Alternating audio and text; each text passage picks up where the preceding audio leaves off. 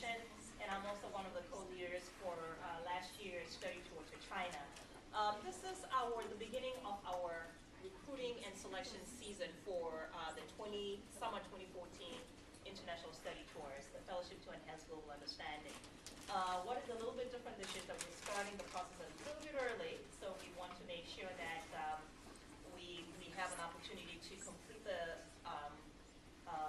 cycle before you go home for Thanksgiving. So things are a little bit ahead. So if you talk to others who have participated in previous years, they might tell you things operate a little bit differently.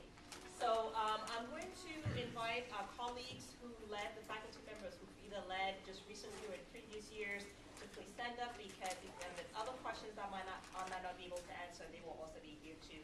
So we have Dr. Don Dirks, who has led a study tour to Vietnam, and this coming summer will be leading another one to Vietnam. And then we have Dr. Laura Apol, who led the study tour to Indonesia last summer. So these are also two wonderful colleagues who can certainly answer. And then we also have Dr. Joey Fine, who co-led the study tour to Botswana. Do we have other colleagues who might have come in or are around the corner? And as other faculty members come in, we will make sure that we introduce them so that you know who they are. So the way the session today is going to work, we're going to do a short overview of the Fellowship to Enhance Global Understanding program so that you have a sense of what it entails. And then we've invited a wonderful team of panelists, former fellows from the summer 2013 tours, who will also share their insights, and then we will open the conversation for questions and answers. We've set aside an hour and a half. It's highly unlikely that we will take the entire hour and a half, but we wanted to make sure that if we need to, then we have the opportunity to do so and answer as many of your questions as possible. We have another colleague who just came in, Dan Schultz, who co-led the study tour to China, so he's another co-leader who can certainly answer questions about in the study tours. So, just to give you a little bit of background, the Fellowship to Enhance Global Understanding program started about 5 years ago. This is year 5 of the program. It started in the 2008-2009 academic year with a small cohort of students who went to Southwest University in China, in Chongqing, in China. And that is the program that really started this whole initiative. This week, we just welcomed a cohort of 12 students and 1 faculty member.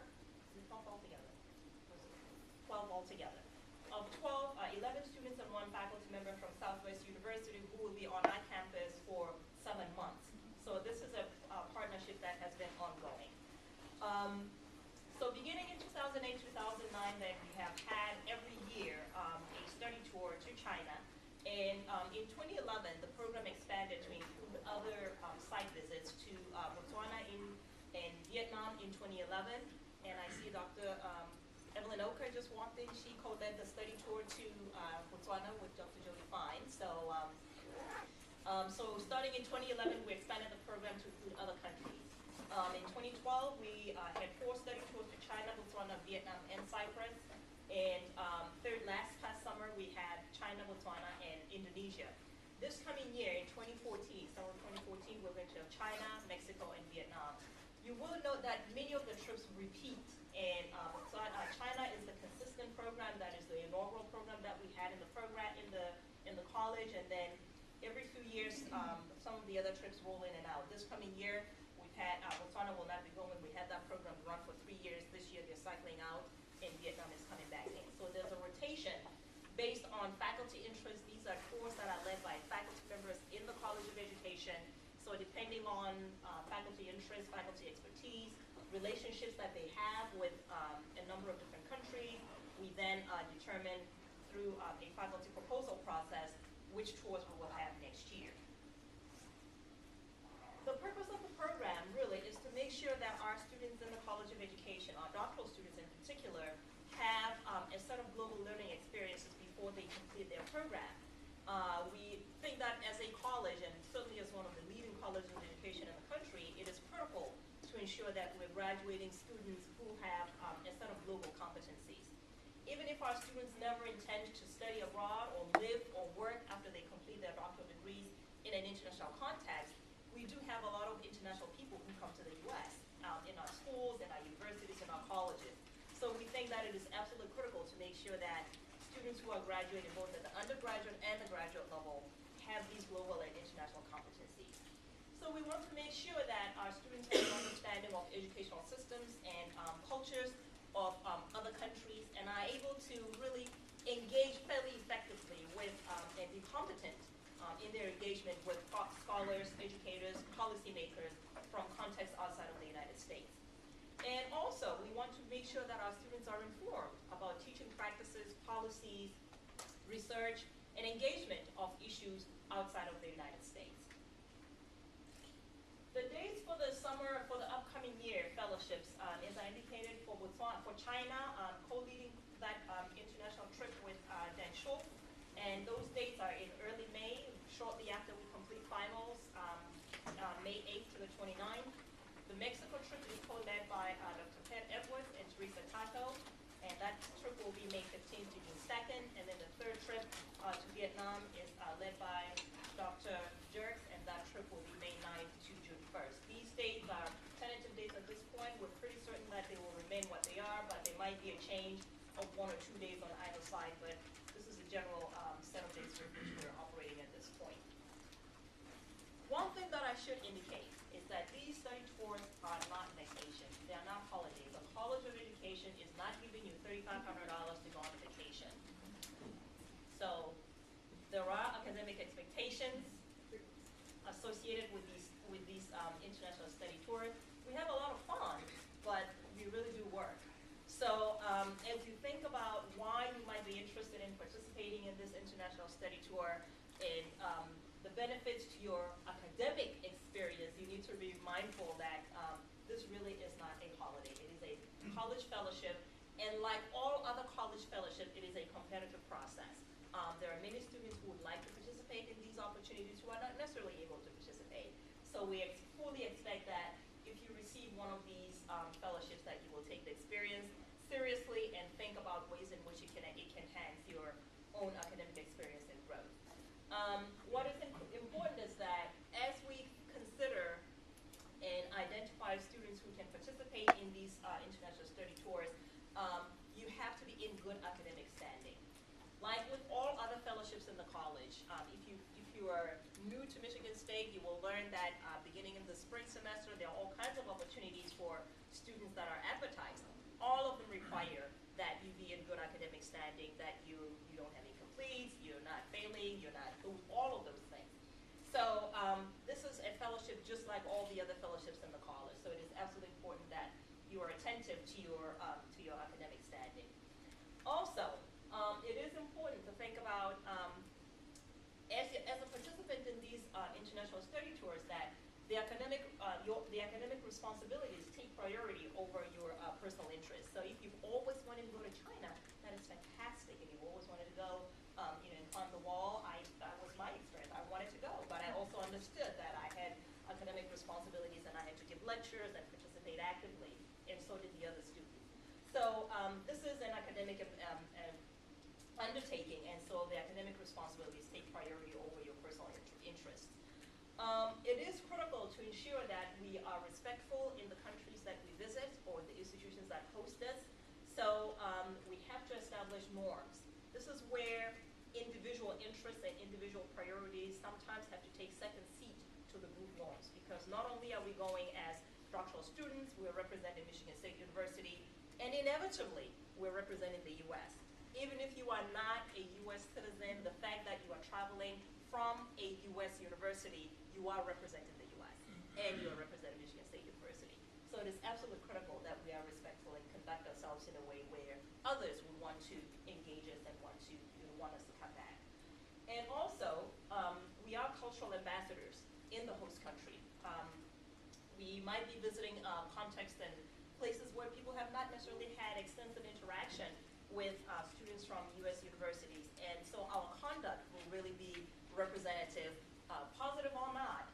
We are a representation of Michigan State University, the College of Education, and certainly again the U.S. So there are a number of requirements that are associated with these international study tours. Before we leave, we do a number of pre-departure orientations where all of the participants, once we go through the application process, and I'll take a few minutes and explain what that application process entails. But once we go through the application process and you are selected, there are a number of activities that we expect prior to departure. Beginning early in the spring, the first orientation will be done late this semester in December, usually the first week of December, once we've identified all of the candidates. So that's the first general orientation where I will typically, and in previous years, have led that orientation. But after that orientation is completed, in the spring semester, there will be a series of tour-specific pre-departure orientations that you will have to participate in. Here we're looking at about 3 to 4, depending on the particular trip that is organized, and so you have to be prepared to participate, and certainly where you're expected to participate in those pre-departure orientations.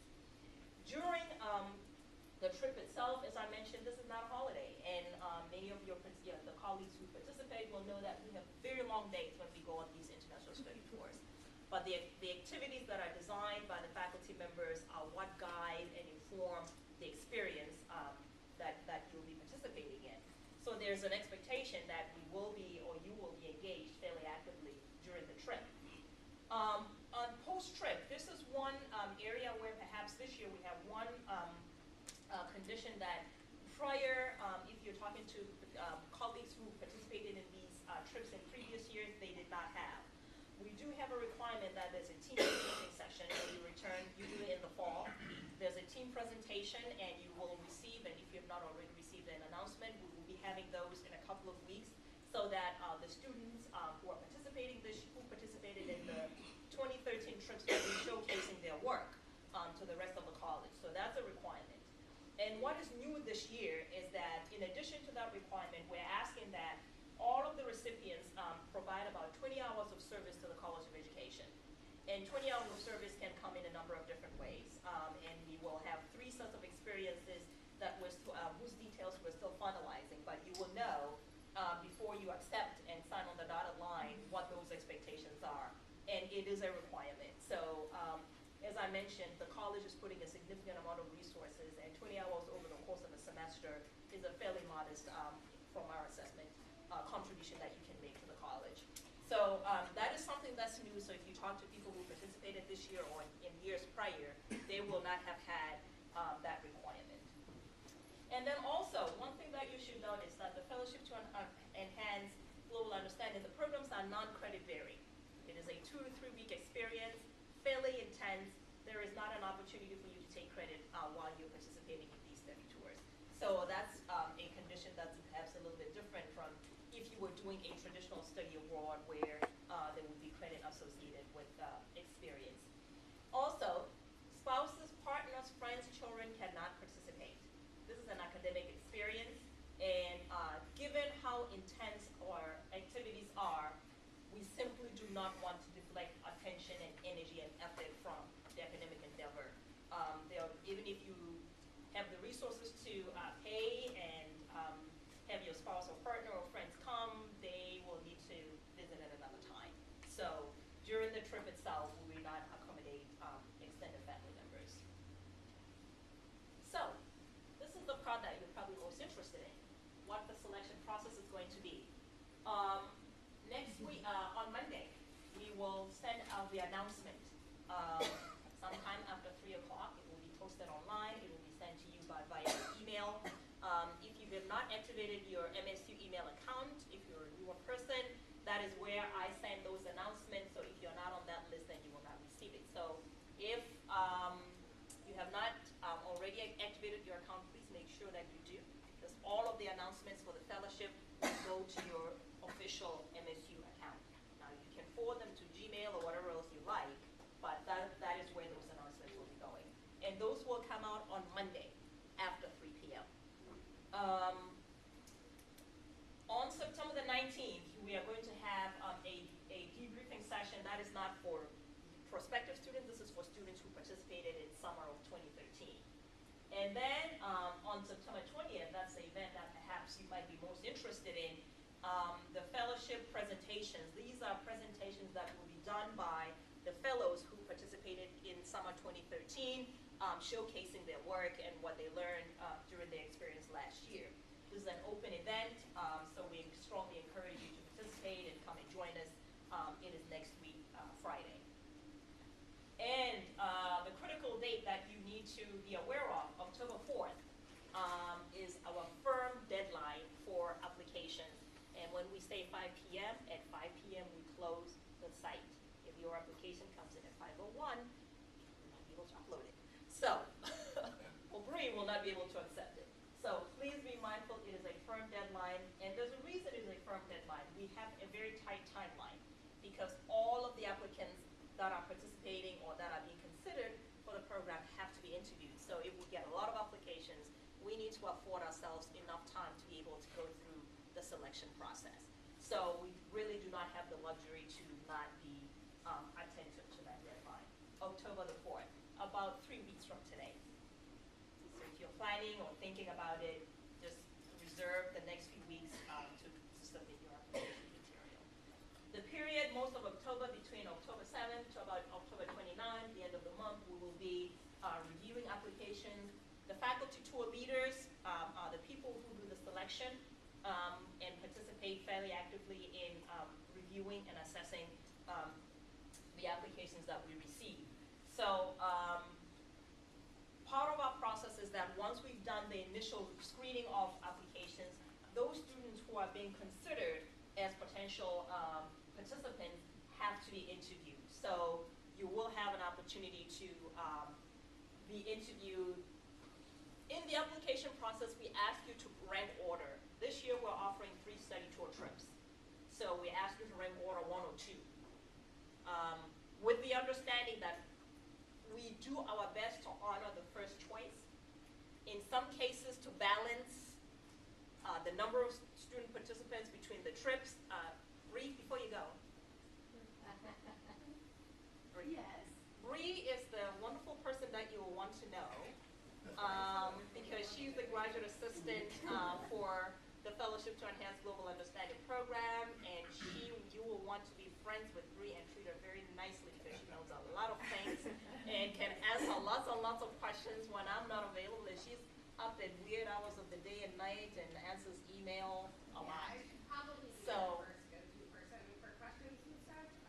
So. You get a faster answer and knows what I get paid to do. I have to teach a class now, so I'm actually about to disappear.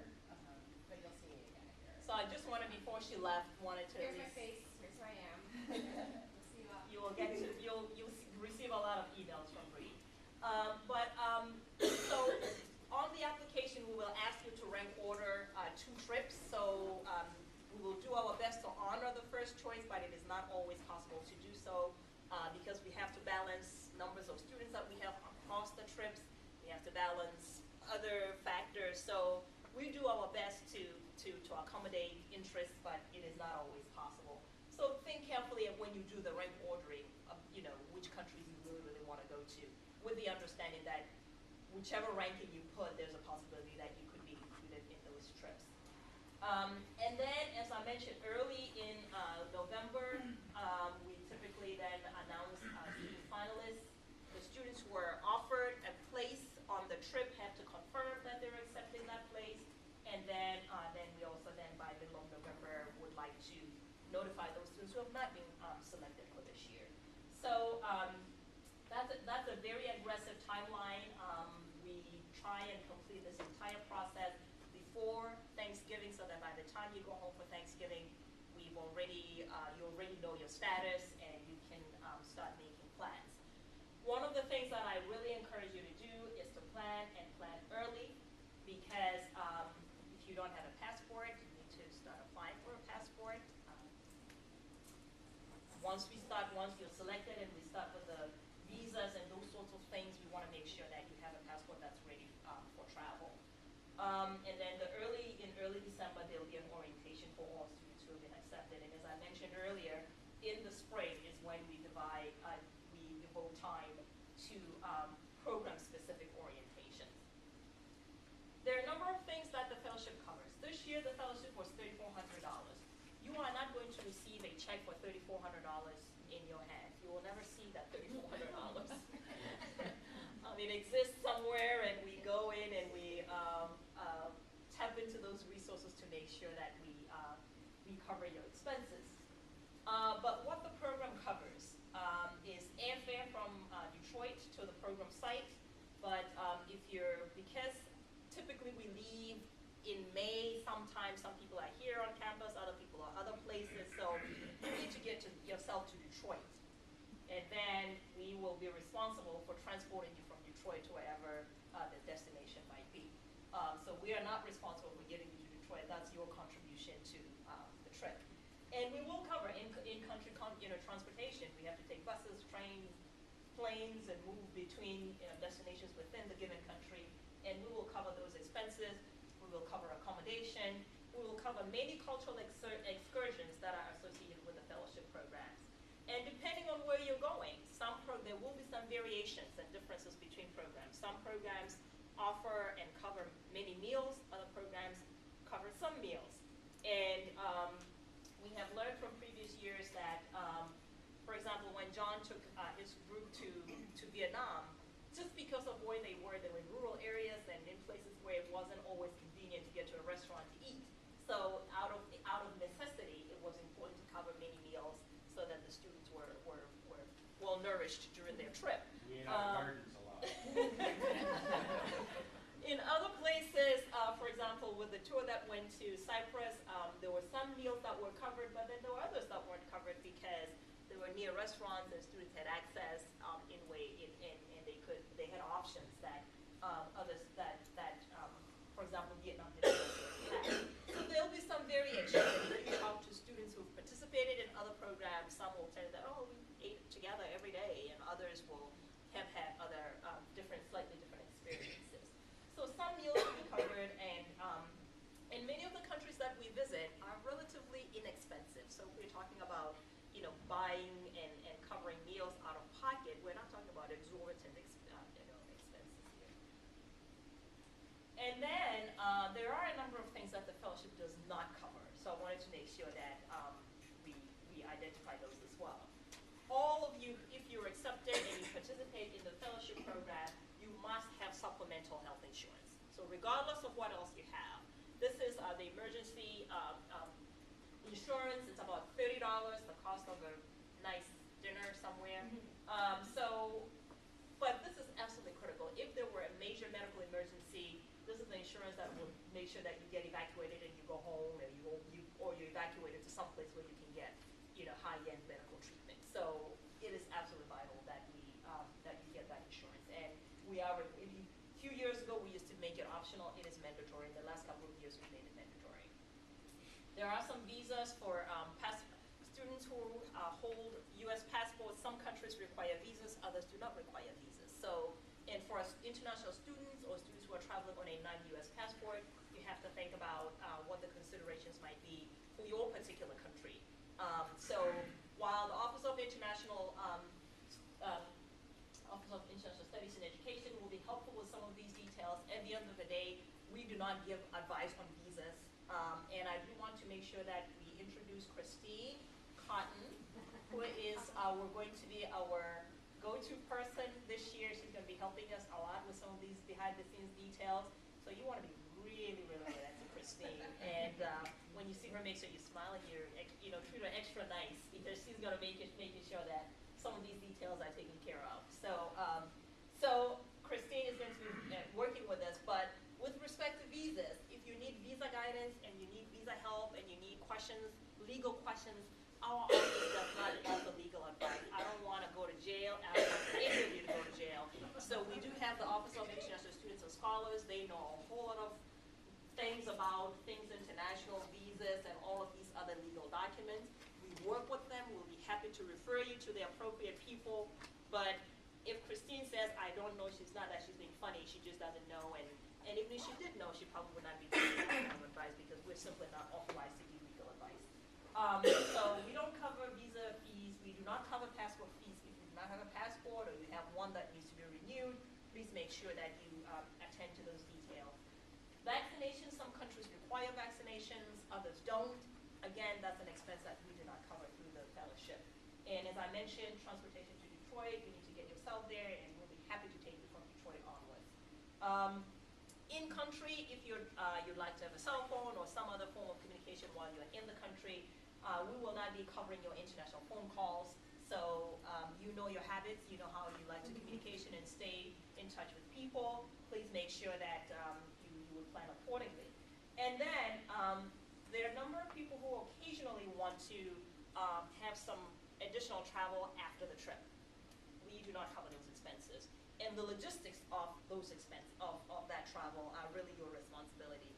You know, so if you're thinking that after the Botswana trip or after the Vietnam trip or the Mexico trip you'd like to go somewhere else, you need to be thinking about those logistics and how you would cover them. And personal spending, again, you know your taste, you know your preferences, you know how much money you like to spend. That's an area where we cannot guide you. You know how many gifts you want to bring home. So we do not cover personal spending, but so you would have to plan accordingly. This year we do have a number of people working. Those of you who participated last year would know that I was in a different department last year. Now I'm in the dean's office on the 5th floor. And so we have a whole team of people who will be working with us to help make sure that these study tours run as smoothly as possible. I'll still be heavily involved with the study tours. We have Todd Drummond, who will be working with us to facilitate some of the logistics associated with the study tours. And then we have Rebecca, whom you met. And then, of course, you also have Christine, who will be helping us, particularly beginning in the spring semester, with some of the behind-the-scenes logistics. And then we have, of course, our faculty tour members, our faculty tour leaders, who will be really leading and facilitating these tours. So we want to make sure that if you have any questions, ask us, ask the faculty tour leaders, and we don't want to leave anybody wondering how things should be happening. Okay? So let me pause here and see if you have questions, and then we will invite our panel of students who participated in the summer 2012 tours to come up front and share their insights. So if the panel could come, and then we can begin questions and to the front. Yes, there was a question. Yeah, I have a question. For example, like I come from China. Yes. So if I want to like volunteer in a trip in China, or I pay my own expense to participate in a trip in China, is that possible? No. If you're from China, you cannot go back to China. If you're from Mexico, you cannot go to Mexico. I mean, like I will go back to China like for visiting my families, but On if your I'm- own. Yeah, if I'm already in China, I see. can I participate? Well, the program is coordinated. So that's a slightly different issue from so you're not receiving a fellowship. You're already in your home country, and a team of MSU students come, and you'd like to host them essentially, or assist while they're in China, is what you're asking. Yes. So I think that's a conversation that one would want to have with the study tour leaders and see if there's a role there. But it is not, the process is a slightly different process. Yeah. And yes, I mean, that's an important question. If you're from whatever countries we're going to, you cannot go home. So you can participate in the program, but you have to go somewhere else and have an experience in a different country. Yes. I have one question. So Yes. the easy one is there any attempt to balance fellowship recipients across programs? Oh, absolutely. All of our programs draw from across the college. You mean get all balanced participants? Is that what you mean? Hopefully some of that as well. All of our programs draw students and from across all of the 4 programs across the college. And so in thinking about who we have on the teams, part of the balance that I was talking about earlier is making sure that we have balance across programs, we have balance across years of study. All of those are taken into account. And then, I'm sorry, I might have missed when you were talking about this, but can you Yes. talk a little more about how your academic goals lead into the goals of the study tour? That is where you articulate in your application. I mean, one of the things that we want, the program is open for students in the first 3 years of the academic study in the college. And so what we're hoping to do is that, regardless of where you are in your program of study, that in your application that you'll be submitting, you are able to articulate and demonstrate the ways in which this experience will enhance, contribute to your own academic growth in the college.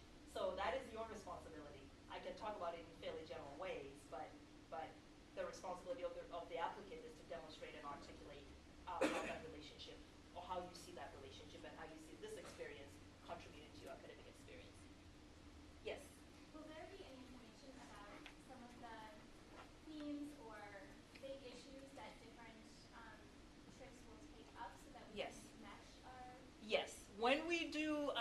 announcement on Monday, the announcement that you're going to receive, it'll contain all of that detailed information about the themes for each of the study tours, the areas that will be covered.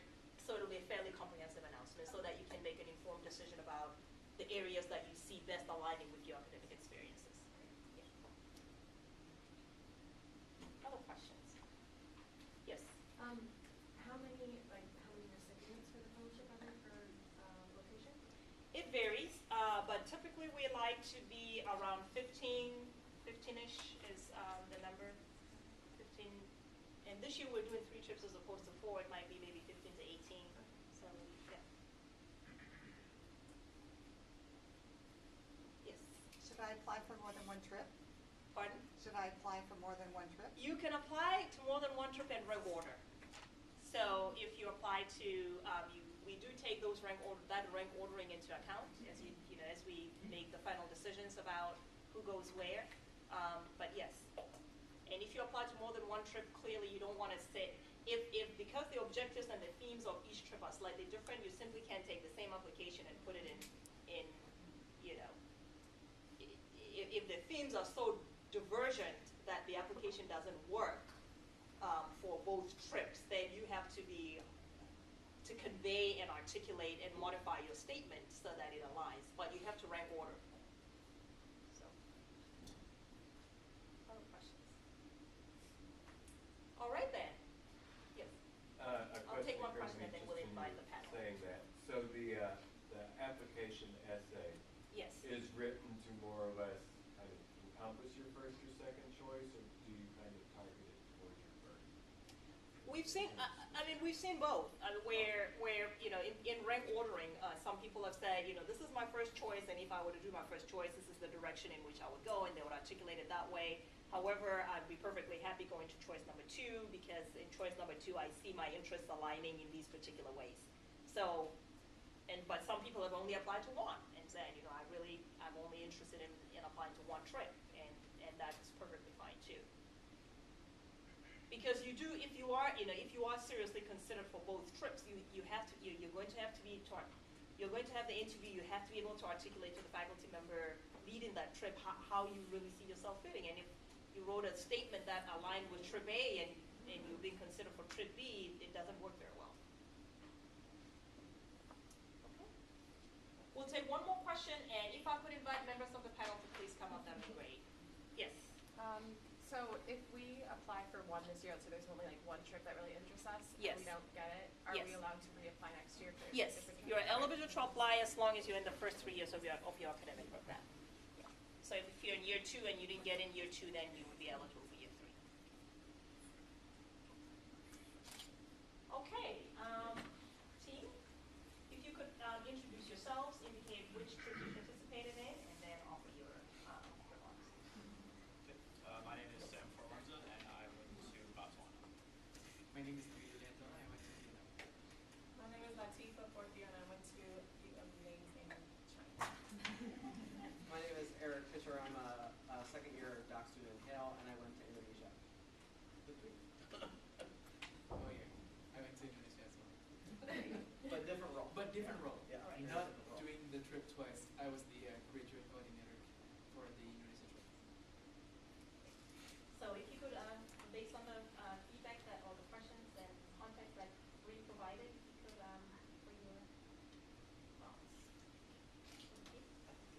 Yeah, I can go first because I love China so much. Yes. And I have lots to talk about, but China Ready to was go. absolutely amazing. Like I cannot tell you all enough. And what I mean by amazing is for me it was like a once in a lifetime trip in that we covered so much. So I had the social aspect with my colleagues and UW people. So University of Washington people were also on the trip, so I got to know them. We were collaborating on some other things. The cultural piece, which was the Great Ball, the hot springs, the Forbidden City, and then the amazing school visits, talking to the teachers, talking to the principals, talking to the students about the pressures of testing. And the days were so long, but it was just amazing. Like everything about the trip, and I cannot express this enough.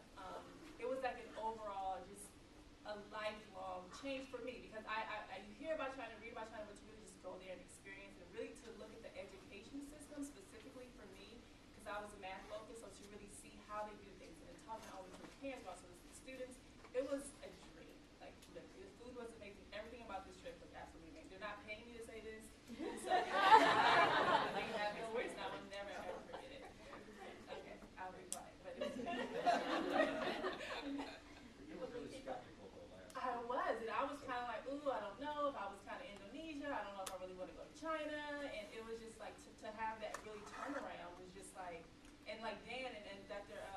Mama Kayla, they cater to you in a way that they really want to uplift this experience for you. So it's really, they do everything, they kind of step back, and then we have these reflection sections at the end of the night, so you're really taking all this in, and then that evening you're able to talk about it and really reflect about it, so you're not just internalizing all of these things. Again, everything about this place, but including the hotels, everything. Team China, I'm telling y'all.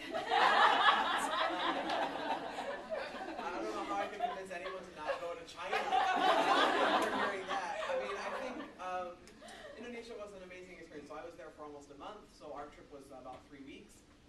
And it's very difficult to put into words the experience of going someplace that is 9,000 miles away, and it very much feels 9,000 miles away. It feels very far away from what was familiar to me, but the trip in general was fantastic. So I mean, I really feel like I got to have a sort of snapshot of where is Indonesia in this very important moment, especially as a country that's having very rapid growth and whose education system cannot accommodate the number of people who actually want to pursue higher ed in particular, which was my focus. And so because Indonesia is growing in such rapid and interesting ways, the education system is really having to think about how do we best serve the people of Indonesia.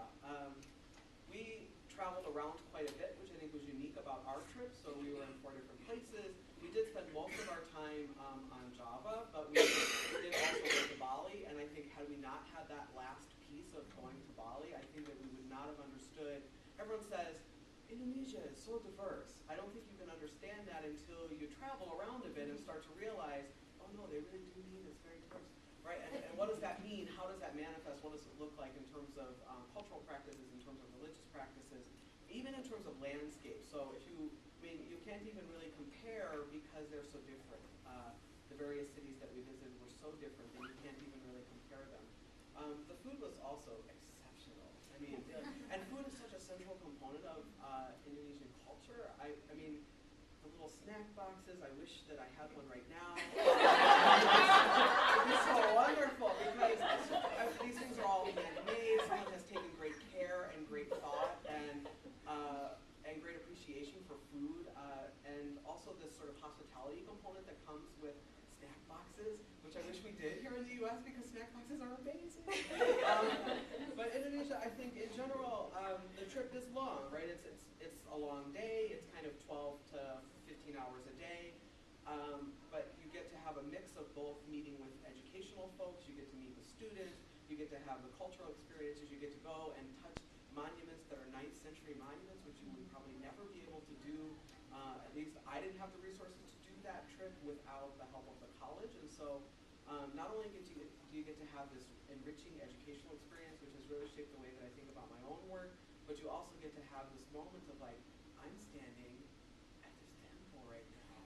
And this is a vital part of understanding Indonesia and its education system. So I'll stop there because there'll be more to talk about. Yeah? Okay. Well, okay, now I'm going to talk a little, well, maybe not a little, as much as they speak about Indonesia and China. I'll share my experience going to Vietnam. Jonah was the faculty leader leading the trip, and you've heard how Eric is so excited about the trip to Indonesia. And I have to be honest, that trip was inspired by my trip to Vietnam. So everything amazing happened on our Indonesian trip was basically something that I first experienced when we went to Vietnam, and then I was thinking, this is something that I can also replicate to Indonesia. But why I decided as Indonesian person go to Vietnam, which is very close. It's Asian neighbor. As a nation, Vietnam is a very interesting country because we have a republic system in Indonesia, but Vietnam ideologically is very different. It's communist country with, in my opinion, it's very close, conservative. I was thinking maybe it's close, like similar to North Korea. I don't know. So when I went to Vietnam, it was just amazing.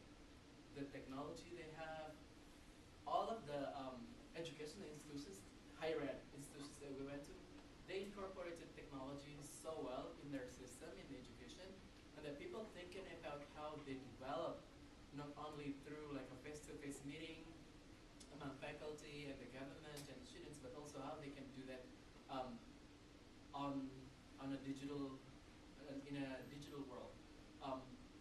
And it's very interesting to see, how this ideology was incorporated so heavily in their curriculum. So everywhere in Vietnam, we went all the way from the north, from Hanoi, down to Ho Chi Minh City. So we traveled by bus, and then we flew once, right? Yeah, and we took a. Did we take a train? No. Okay. So we took a very. That was an extra. We took a very long bus ride. Very long. Very long, because I think it was like almost 24 hours It's a real bonding in a experience. bus. But it was fun, because what we see all the way on the left side, I think I remember it was on the left side, it was the ocean, and then on the right is the mountain. So you cannot imagine how beautiful the view is. Like when you see the left, it's all this amazing beach, and then on the right is all this beautiful green, all the way on the bus ride.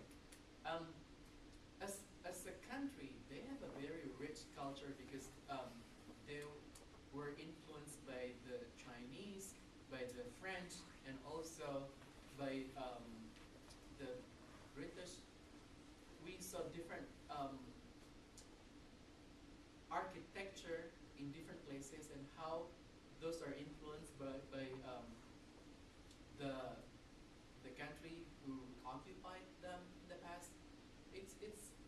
And we had this different, very similar to the Forbidden City that I saw a picture of in China, in Vietnam. So you kind of like get a sense of the influence of China in Vietnam and how that carried along in their daily life. And my perception about this very isolated, closed, and cold country, given it's a communist country, completely changed. It's a very fast-growing, open-minded, and well-developed economically, I would say, country. And you can see they are doing things that you would normally see here in the US, except that they will carry their Vietnamese culture in it. So it's interesting. Well, I had a great time in Botswana, and I'll just kind of touch on a couple of the big highlights, some of the bigger themes. So when people think about Africa, I think people tend to just think about the whole continent as a whole and not really understand that there's so many different countries and cultures within it.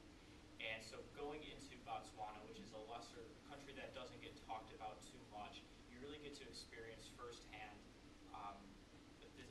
this different type of culture. And it's similar to, it sounds like, Vietnam. Botswana is a fast developing, fast growing country. And so their major challenge in there is really trying to balance traditionalism versus modernism. We saw that in a number of contexts, but in particular, the focus of this trip was on the whole child development. And so you saw that with the different types of education. You saw that when we were in Gaborone, their capital city, for a while, and then we'd go out to different schools in the rural areas. We went to a couple other smaller cities as well, some other villages. So you really saw that clash there. One thing that really kind of runs across, regardless of whether it's modern or traditional, is the AIDS epidemic has hit Botswana fairly hard as well. So that's always kind of lurking in the background, and that really plays a big role in people's lives, really the whole country's lives, which is something that you don't quite experience that anything like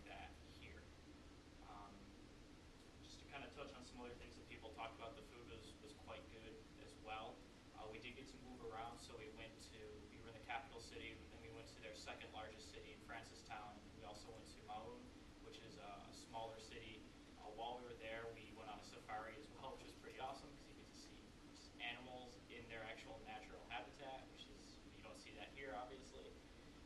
We did a variety of stuff while we were there as well. So we went to schools, we got to visit the U.S. Embassy, we met with their AIDS relief coordinating agency, we went to an elite soccer development camp, so we actually got to play a game with some of the kids, 12, 13, 14-year-olds, so it's a little bit different. We hiked a couple hills, so a little bit more active, which was really nice. You're not just kind of sitting around the whole time, so we got to move around a bit, and we really saw a lot of different parts of the country.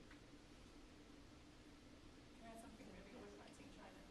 You do an academic presentation at the Southwest University, and you do it with your colleagues, and you present. So to be able to prepare a presentation for an international audience is an experience in its own, because you're talking to people whose English is not their first language. So the pace and what you talk about and the time frame you talk about it, you just learn so much through that process. So whether you're first year or third year, it's still a once in a lifetime process to present internationally. Yeah, the CV thing is kind of like the bonus, but to go through the experience of doing that, to me, is what made this trip really, really awesome. And I don't think anyone else does that. Well, yeah, actually, to add quickly. So yeah, they do. But Team China is pretty awesome.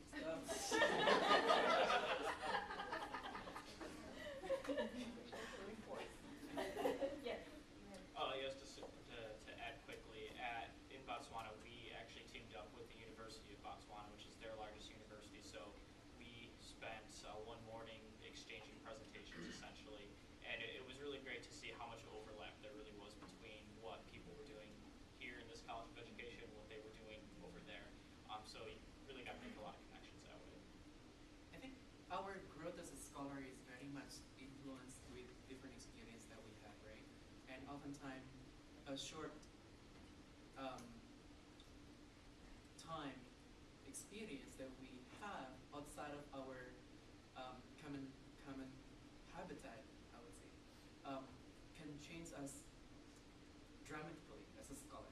And when we were in Vietnam, we have 4 different teams that talked about different issues related to what is relevant that happens in Vietnam. So we team up with other participants preparing for our academic presentation, but how that fit into what we see in Vietnam. So we can only have the opportunity to prepare it before we go, but we also have the time when we are in Vietnam to develop it again and have a discussion with John. And sometimes our presentations also inform with what we see and what we experience on different institutions in Vietnam. And the thinking process that happens just inform us a lot, and I think in a lot of ways transform who we are as scholars because of that push that was given. So it was great. I'd like to make sure that we have an opportunity to invite questions from the audience to the panel. So if you have questions, so that this is an interactive session. And also invite any other questions and comments that our colleagues who have led these study tours would like to share. So let's make this an opportunity to invite those as well. So if you have questions for the panelists, please for the panel members have other comments that they'd like to share. I have a question. Yes. Just in terms of the format for the lectures and things, what were the contents of it? Like how was that setting, and what did they cater to, and along those lines? And will they be the same this year, or will they change? So the presentation that we gave in Indonesia was about research methods, which is something that we sat with a bunch of doctoral students later in the trip. Research competency is something that people are very concerned about as a part of graduate education in Indonesia. And so our presentation was about research methodology in education. And because some of us were in more advanced doctoral, so some of us were third years, some of us were first years. Our range of knowledge and experience varied, but also how do you talk about research methodology in an international context is challenging because it's highly specialized language. So if your education experience has been in English, then you might know some of that language. So there was a lot of questioning within our group in preparation for our presentation to talk about like how do we remove jargon that may or may not be familiar. So I think that piece, that experience of how do you talk about something that is sort of specialized and how English language has has limited ways of sharing that knowledge across language, I guess. So that piece, the language piece was very important, but then also the content was important because we didn't want to represent U.S. methods in a bad way or in a negative way, but at the same time we wanted to be clear that we've been having paradigm wars, we've been having these sort of epistemological debates. How do you have that conversation when epistemology may or may not mean something to somebody else, right? So I think that there are some pluses and some challenges. Yeah. For China, we saw faculty presenting their research, so they talked about special education, the China education system as a whole. So they presented to us kind of what was going on in their research, and then we were able to then kind of give them like kind of what we're looking at in the U.S. So it was teacher education. I presented with someone about schema and motivation. We had higher ed people presenting about how the higher education system is run and different issues of there. So you kind of bring a lens from the U.S. perspective for them to kind of learn about what we have going on in the U.S., but we're also blessed enough to see what their contribution is to the research world from a China perspective. So you just get both of those together and it's just another experience. Do you want to talk about how you frame the presentation? Sure. So the Vietnam approach to this question is a little bit different than what I think Dave does with the group that goes to China. What we did was actually use the group as a data gathering group.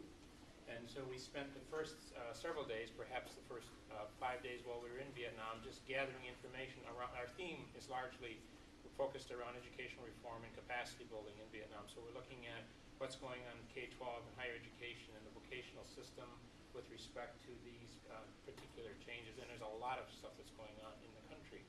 And so the group was sort of organized around those themes, and we just began to gather data. And at about the end of the first week, we sat down and brainstormed out what kinds of themes people were seeing. And so this was basically a group consensus process where they decided on 4 themes and divided themselves up.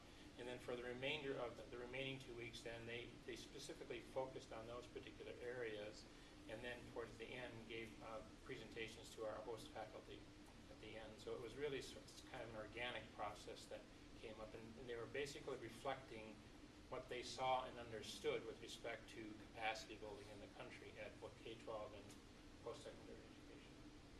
I mean, if I may, maybe, will they be the same this year? We don't know. I mean, the faculty members who lead the tours, like with any academic course that you would take, there might be slight changes and modifications that are made to the content, and how the presentations are run and facilitated. So that will be something that, as we go through the pre-departure preparation, the faculty members leading each of the respective tours will be able to articulate and explain how, what this year's set of experiences might look like. Dan, you want to say something about the China tours and the China presentations? On the academic presentations for the China study tour, it's based on our partnership with Southwest University and their very strong interest in better understanding contemporary research, contemporary policy change that's going on in the West. And so they look to our students and our faculty who are coming over to share some of the latest developments and innovations with them. And so that's what we structure and organize around. In the application process, you'll be asked to identify a couple of topics that you are experienced in or have an interest in, have read deeply in, and we typically pair people up around presentations, so it isn't just you presenting on a single topic, but you and a colleague or a couple of colleagues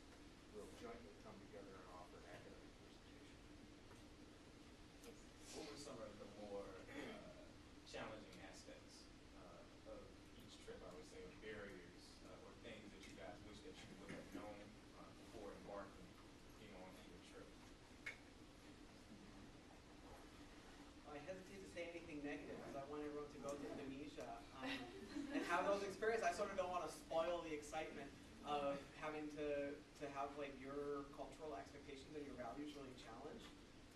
So I guess, well, what can I say that would be? So I guess one thing that I noticed when I was staying in Jakarta in particular was that the call for prayer is very early and very loud, and you can't sleep through it, which I think is the point. So that you get up and participate in this community religious component, right? So the call for prayer is at about 4:30 a.m. You don't sleep through that. At least I didn't for the first 3 days, and then I was like, got this. I can sleep through the call for prayer. So I think that was sort of one experience. I think also one of the things that I really noticed, and maybe I pay more attention to architecture than other people do, is that Indonesia's buildings, for the most part, architecturally, are not 100% enclosed. So because it's a tropical climate, like, what do you need to be enclosed from? It's not gonna snow. It might rain, but it's not gonna snow inside your house, so you don't have to worry so much about it being like this enclosed. So there's this more seamless blending, and you see this even in the colleges that open up, like office doors will open up straight into a courtyard, which you would never see in Michigan because it would be too cold, right? And so there's something very interesting about seeing structures that open directly to the outside that you would not typically expect. So that was very interesting. And then I would say going to the bathroom is interesting also. But that really challenged me in some ways. Yeah. Going to the bathroom is an interesting experience. If you have not left the West, you would not know that. So that I think is a good, I mean, so like that's a basic thing that you do every day, right? It's like eating, it's like sleeping, and so you need to do it. It's on your hierarchy of needs. And so when your needs have been typically accommodated in a very particular way, in a lush kind of way, in an air-conditioned kind of way, has an automatic dryer, right? I mean, I think about what are the technologies that exist in our bathrooms. Like, you don't even have to dry, you don't have to touch anything to dry your hands anymore. You can just stick them in those blade dry things, right? I mean, so when you think about how like spoiled we are in the United States around our bathrooms, like, just, yes. Okay. We'll leave it there. I think for me, when I went to Vietnam, two things that I was struggling with is the food. One, it's not that because I'm so picky. Well, maybe. No, I'm not picky. I'm actually very adventurous in eating. But because I'm a Muslim, I'm not allowed to eat pork. And Vietnam is a country that really embraces all these different dishes containing pork in it. So then they will have to find me a replacement, which most of the time they give me fish or shrimp, which I don't mind. And but then, you know, like after some time you kind of like have to eat the same thing over and over again. I end up actually having an allergy reaction after I finish the trip, so I can't eat seafood or shrimp anymore. But that's something that I didn't think about because I thought they will have plenty of alternatives in a way.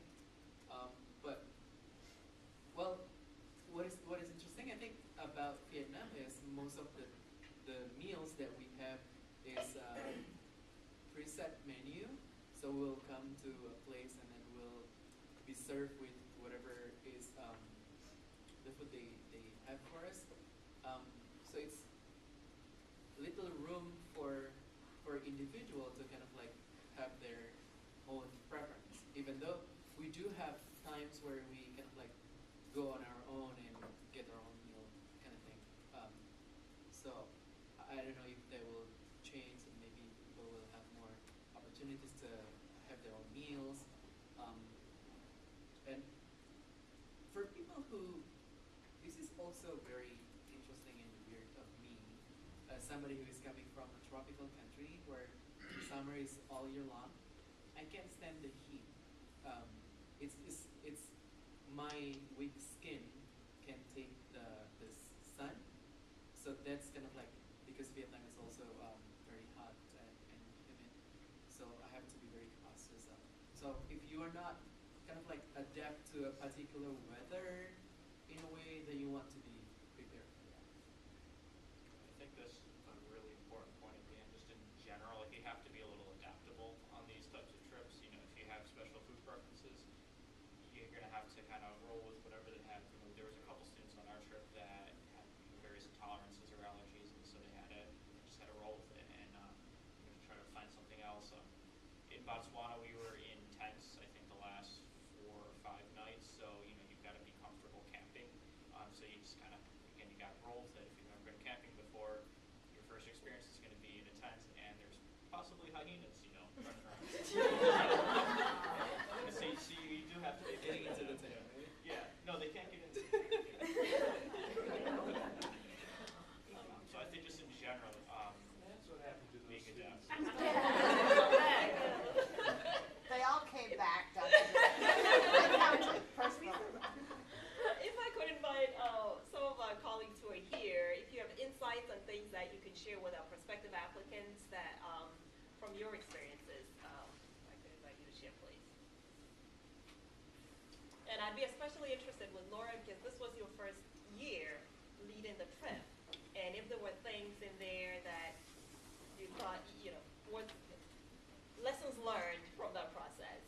Well, certainly from the perspective of being a leader of the program, there were things that I learned, especially about, transportation. It took us a lot longer to get from place to place. And that's actually what I thought Eric was going to say, that we spent more time on the bus than we had anticipated because one of the realities of a developing country that is growing exponentially is that the cities are very congested. And so when we